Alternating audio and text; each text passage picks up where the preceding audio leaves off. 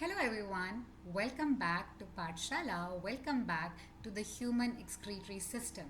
Yes, we are today on the part 4, and I must say the journey of the last three parts has been so exciting. We did not just mug up the concepts or we did not just read through the book. We actually saw the interesting aspect of how our body functions, how everything is happening, and how smartly our body is curated. So, those of you who are having FOMO, I recommend you go and watch quickly those three parts, at least on 2x, guys, so that you know what you are here for today and this journey becomes more and more exciting. So, yes, welcome back to the part 4 of human excretory system. And today we are going to talk about more and more interesting aspects. And before I talk about those, I like to talk about myself as well. So let me introduce myself. My name is Aditi Goyal. I am a final year MBBS student at RUHS CMS Jaipur. I have been teaching biology from past 5 years and I've also been a NEET educator. Alright, so now let's start. So, guys, in the last video, we talked about how the process of actually generating filtrate happens. And in the first step, we learned about the non selective filtration that happens in glomerulus. Let's take a look at it. What exactly happens? So, the glomerular filtration is also known as the ultrafiltration.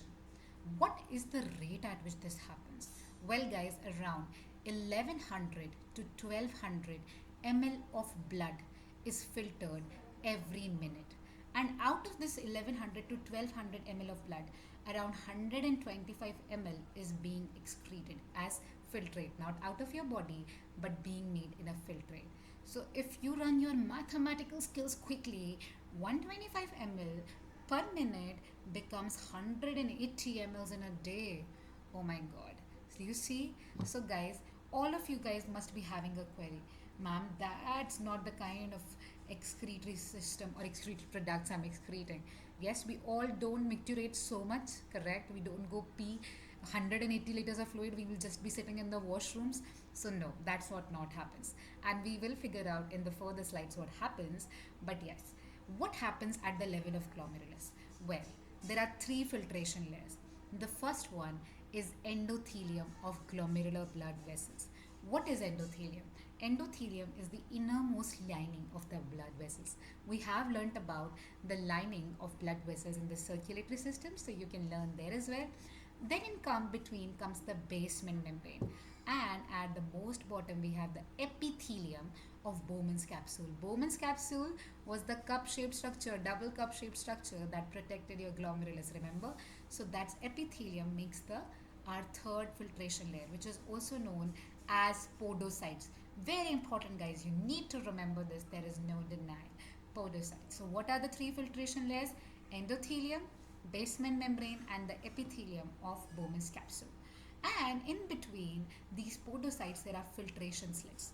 These are like minute spaces between these podocytes that allow our plasma, the fluid, but no proteins to pass. But guys, there is still one protein that manages to pass. That is albumin. Yes, albumin is a protein which has the lowest molecular weight, so it still manages to pass. Okay, ma'am, this sounds interesting. All right. So we have now talked about glomerulus. Until now, in this story, glomerulus has generated around 180 liters of urine per day, which is not what is happening. So, what actually happens, the dramatic sequel of the story happens at the proximal convoluted tubule. In the last class, also, I broke down the name for you, breaking down it again. Proximal means something near, proximal to you.